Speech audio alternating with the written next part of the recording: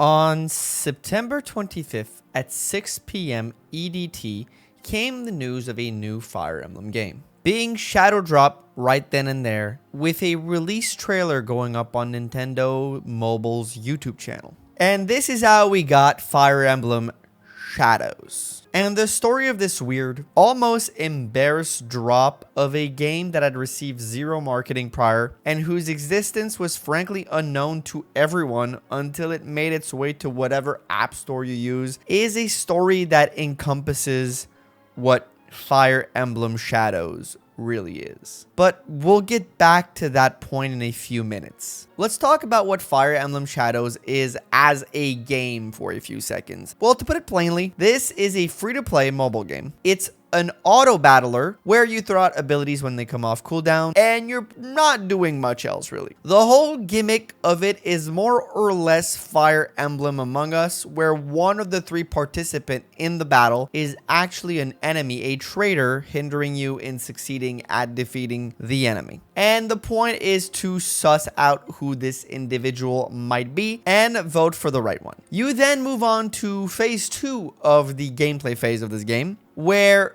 the two good guys will take on the traitor. If you successfully guess who the traitor was, you get 2 lives for that fight. If you didn't, you only get 1. And that is the whole crux of the game. And when I mean the whole crux of the game, I mean that's it. This whole loop lasts about 3 minutes per game and does not have much more complexity than what I explained. I'm going to be using the word game for this in this video. It's simply because there's no better way to describe whatever this is than still calling it a game, despite this being the equivalent of what a TikTok is to a movie. There really isn't a lot of thinking when playing Fire Emblem Shadows, and the little bit of thinking you do end up doing doesn't really matter in the end, but we'll get back to all of that. Alright, while I do try out the occasional gacha game, as sometimes you never know what could be fun, and having a game to play on the go on your phone is never a bad idea. But with that being said, I am not a huge fan of the genre, generally speaking, or a fan of auto battlers and mobile games in general. So in most universes, this game would have never even come across my radar. I would have never picked it up. But in the universe we do live in currently, they decided to place the Fire Emblem title on this game. So because I'm a Fire Emblem fanatic and also a Fire Emblem YouTuber, I had to take a look at it, because I will give anything with the name Fire Emblem on it at least a chance. So I did. Wednesday night, a couple hours after the game dropped, I installed this on my phone, played for an hour and a half, uninstalled it, and went to bed at midnight feeling truly despondent, I think is the term. I didn't have the word to express how bad this was as a concept of a video game in the moment. I was tired and I felt like I had lost an hour and a half of my life. And look, I'm not going to critique this game on the basis of what it is as an auto battler, because I frankly do not have the vocabulary or the knowledge in that line of gaming to describe whether or not Fire Emblem Shadows is a good auto battler or not. I don't play those games. No, in today's video, I'm going to critique Fire Emblem Shadows as a piece of media within the Fire Emblem franchise, because I think it's very important. If we slap the name Fire Emblem on this, I should feel like I'm somewhat playing a shadow of what a Fire Emblem game is. And Fire Emblem Shadows is not even that, despite what the title might make you think. As a form of Fire Emblem media, and I would even put an asterisk to that, as a form of media, period, this game is simply soulless. An uninspiring attempt at using this fandom's love of this game as a quick cash grab that feels like the epitome of what Nintendo has become as a corporation. And I would say this is thinly veiled, but it's not even that. They don't even make an effort at veiling your eyes and putting some nice sheen on this whole thing to make it look like at least an attempt of anything else than a cash grab was done here. And look, you could say that this is true of Fire Emblem Heroes or any other gacha game, and I'm sure there's a credence to that argument that I'm ready to lend an ear to. But at least games like Fire Emblem Heroes and a lot of other gacha games I've played try to make a decent-esque product before reaching for your wallet. And I'm saying this because this game, from look, feel, motif, tone, looks like a poorly made, I want to say fan game, but that is insulting to all the amazing work that has been done in Fire Emblem fan games. So I won't even say that, because that would be an insult to every single ROM hacker who's made a Fire Emblem fan game, because they are all better and have more heart in a single chapter than this has in its entirety. The best way to surmise Fire Emblem Shadows is it looks like what people who don't play Fire Emblem think Fire Emblem is. Which frankly shocked me when I went on the wiki page and I found out that this was not done by another party. This was done by Intelligent Systems themselves. I was truly expecting this to be an outsourced kind of project, and it turns out that the company who makes all the Fire Emblem games were the sole developer in whatever this piece of garbage is. Let's take a quick look at it, shall we? First off, the game opens up on what you could say is a Fire Emblem-esque narrative. The kingdom of Prince Kurt is invaded by an evil empire. His father, the king, dies. Very common Fire Emblem trope right there. You escape with your loyal subject, one old man who could fall in the Jagan archetype, and two cavaliers that are green and red, surmising the Cain and Abel archetype. So far, those kind of feel like Fire Emblem things to me. But then you get in the gameplay, and it is just an auto battler experience. The units just move on themselves. There's nothing really you're doing except throwing out a spell here and there every 10 seconds. And there's an enemy in a player phase, and that's about it. The game then introduces a trader mechanic to you, where the trader has 2 more skills that they can do to mess up the winning chance of the people on the field. And then you get to voting. Whether you vote right or not, you move on to the second phase and you get to fight, as I've already explained a little earlier. And you can see here the few thin links that begin a veneer that this might fall into the Fire Emblem canon. But you can also start noticing something important about every character. They all have animal-like feature, which isn't uncommon to some units in Fire Emblem, mostly the Tales games, which all have forgoes, but it's also not a distinctive feature of the whole series. But one could argue they were trying a different type of universe. And I'd be willing to listen to that argument if it weren't for what the trader version of every character looks like, which acts as nothing more than furry bait. I wish there was a better way to put this, but basically each of these characters all essentially now have fursonas. And look, I got nothing against furries. Live your life, have fun, do whatever you want. I don't care. But why do we need Fire Emblem Furries the game? It's not that it's a problem, but it seems like such a niche audience to target, while most likely alienating a portion of your current Fire Emblem audience. Not that there is no overlap between both communities, but the Venn diagram is pretty small at that point. Those are 2 very niche online communities. Either way, that is but a small issue with the game. Let's move on to the next couple points. Once you're done with this very short tutorial, you get thrown into the game's main menu, and I'm gonna let you 2 seconds to guess in the comments what I'm about to say. You get greeted by a cash shop. There was no other place this video was going. You get greeted by a cash shop, and a pretty egregious one at that, I will say. The game starts by offering you the Battle Pass, which features one of the only 2 actual Fire Emblem characters in this game. All the other characters are OC from the game, which I wouldn't have a problem with if they would have put at least more Fire Emblem characters to at least make it seem like you're trying to appeal to actual Fire Emblem fans. And that character is Lyn, who is now a horse girl. And I looked it up. It's about $20 Canadian to purchase the Battle Pass to get Lyn for without any work. And you can essentially do this with every character, by the way. You can buy just everything. $20 per unit if you want to. And then you can power level them to the maximum by just keep on spending cash, baby. The only other unit you'll get from Fire Emblem is Dimitri. I actually played until I could unlock him to see if there is any way this type of gameplay feels different if you have a character if you have a Fire Emblem character. No, it's all the same. The characters are not uniquely interesting from one another. They kind of all function the same because they only have like maybe one ability each that is unique to them, which makes it feel like there's a slight unit identity there, but like honestly, they kind of all feel the same. and there was no real point to getting Dimitri. Just a waste of my time. He looks like a lion though, so I guess that's cool. This looks like it's like a lion.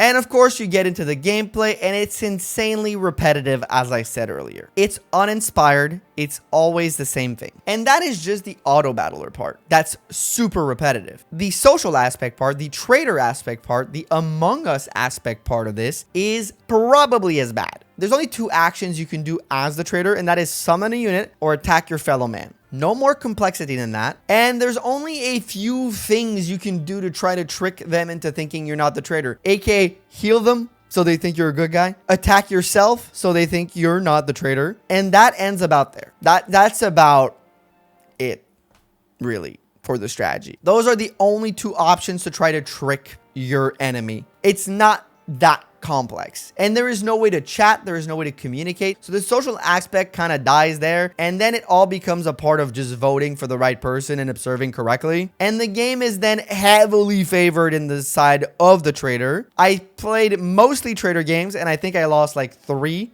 and I must have played like 15 to 20 games. Basically, if you manage to throw at least one of your opponent off, you're gonna almost guaranteedly win as the trader, because the only way to win as the good guys is to have both at least 2 health to come back, because the trader just has so much HP and his things do way more damage, and he can spawn a bunch of units. And then after winning, you get a bunch of rewards. That's cool. It's never explained what any of this shit does. You get thrown a bunch of stuff at you. There's no way to read a description there. You have to go in your menu afterward, go in the profile of each unit, read through, and try to figure out what each thing does. The tutorial aspect is very, very sparse. Really, the game just feels like it's speedrunning you to see the cash shop and to see Lynn, so that you're going to press buy. I want Lynn. I must have Lynn. Therefore, I will pay the $20. That feels like the whole purpose of the design of this whole thing. So once you've found your way through the messy menus and you figured some of the stuff out, you'll see that you can have,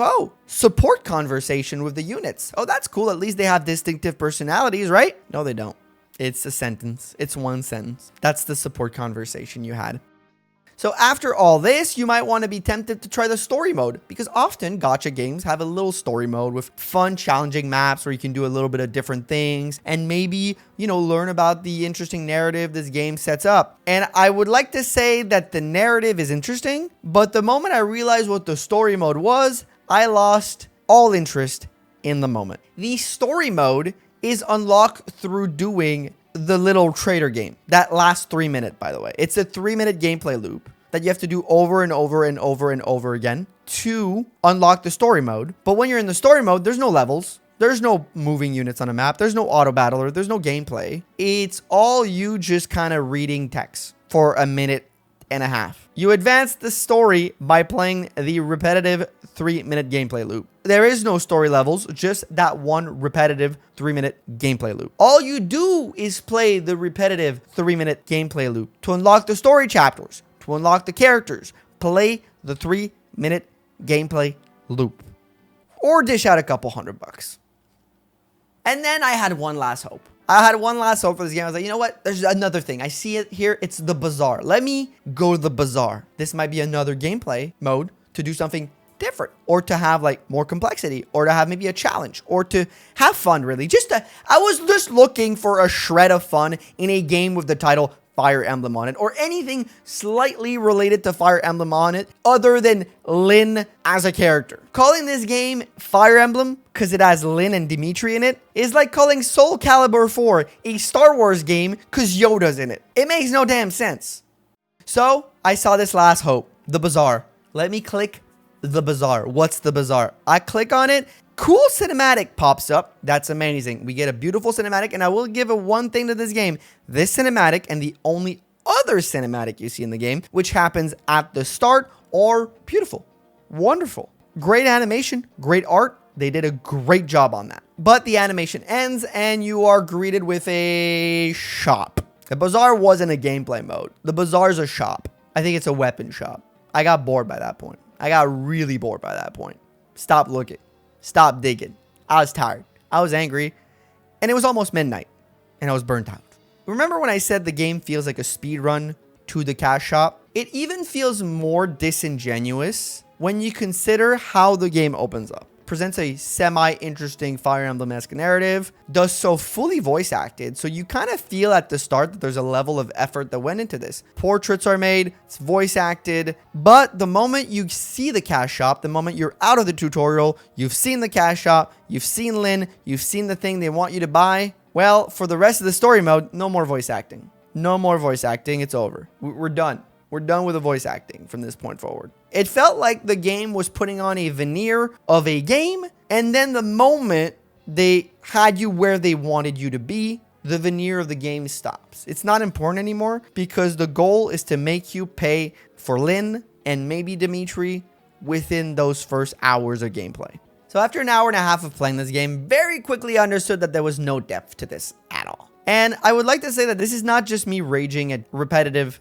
uninspired gameplay. This is not me just being mad at another game that speedruns you to a cash shop. There's a little bit more to this. If this was any other gacha game, I wouldn't give a fuck. I wouldn't care. But this is a gacha game with the name Fire Emblem on it. And I care a lot about Fire Emblem. And if you're watching this video, you probably do too. Because I played this for an hour and a half, and it never felt for a minute like I was playing a Fire Emblem game. And it's not just from the gameplay aspect, it's from just the soullessness of it. And I can confidently say that, and I think you can too if you're watching this, I think that at some point when even playing your least favorite Fire Emblem game, there was a moment where you at least felt that there was like something there that felt Fire Emblem-esque. From the themes, the motifs, the art style, the animation, some gameplay mechanic, something there felt Fire Emblem. But this game just simply doesn't.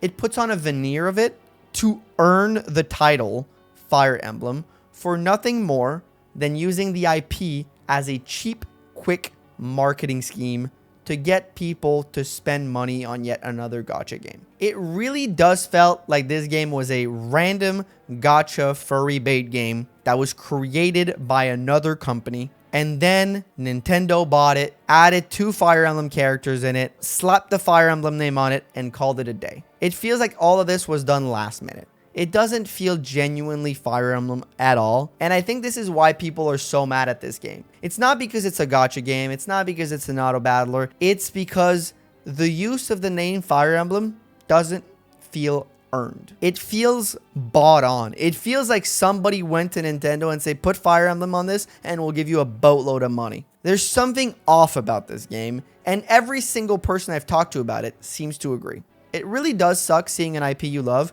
be used in such a blatant disregard for its reputation by the company that owns it. And at the end of the day, Nintendo can do whatever the hell they want. They own the goddamn thing. I can't do anything about it, and you can't. Well, actually, we can do something about it. We cannot pay the $20 fucking to buy Lynn. We can be smart enough as consumers to not buy the Lynn little character. And I hope that enough of you are smart consumers and are not going to be paying the money to uphold this disgusting attempt at a quick cash grab by Nintendo. And I want to say that Fire Emblem Shadows itself isn't the full problem of this. It's simply a symptom of Nintendo's recent attitude that feels wholly anti-consumers and frankly quite outright hostile towards fans. And this game's release feels like an indicator to that. It was released without fanfare, no marketing ahead of time, released in the middle of the night for half of the world, while the other half was not paying attention. Fire Emblem Shadows is an embarrassing mess of a game that frankly got an embarrassed release by the company that made it. Every point of this release speaks to what this game truly is.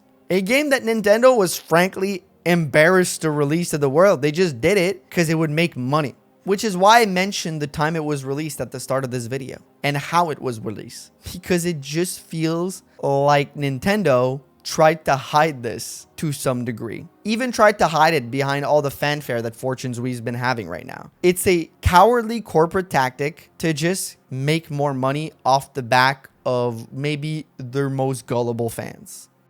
And with that said, I want to say that if there's a silver lining to all of this, is that Fire Emblem Shadows finally solves Fire Emblem's biggest debate. The worst game in this franchise isn't Engage. It isn't Gaiden. It isn't Thracia. It isn't Three Houses. It isn't Fates. It isn't Binding Blade. It isn't Blazing Blade. It isn't Sacred Stones. It's not even Heroes. The worst game in this franchise is Fire Emblem Shadows. An uninspired game that predates on Fire Emblem fans willing to give anything labeled Fire Emblem a chance. Even if that thing is a gaming experience that emulates an almost TikTok-like cycle of consumption that must remain under a time length of 3 minutes to keep us hypnotized in this brain-addling cycle of slop. If you like this game, I'm not here to yuck your yums. Enjoy it away. Have fun, play it, but be a smart enough consumer to not pay the money this game is trying to get out of you. At the very least, do that. But as a Fire Emblem fan myself, I simply demand better from Intelligent System and Nintendo. You already have Heroes. Most Fire Emblem fans tolerate Fire Emblem Heroes and its very gacha-like tactics of the industry that, while annoying and bothersome and a little greedy, can be tolerated if it brings us more Fire Emblem games. You don't need a second one of that. This is about the end of the video. And I'm sorry it was a bummer of a video. I often try to keep an attitude of positivity on this channel, and I really want to push Fire Emblem positivity because I do think there's a lot of negative energy on the internet very often. So I try to counteract that in the little bit of ways that I can. But sometimes you just gotta call it like it is. This is not it. Don't play Fire Emblem Shadows. Don't waste hours of your life like I just did. Go do literally anything else. Thank you for watching. Now that we are at the end of the video, I'd like to shout out all my members and Twitch subscribers who make these videos possible. If you want to join them, check out the link below. But I must give a special thank you to all my tier 2 and 3 members. Those being Brawler456, Forgotten Fox, Hirame, Case, Iron Wolf, No, Stormy Eagle CH, Stylish, A Grumpy Bear, Reploid 0, Goatnik 3, and Rogue Arcadia. That is it for me today. Feel free to like the video if you enjoyed it. For me, it's time to go do something more fun. So I'll see you all in the next one. Bye-bye.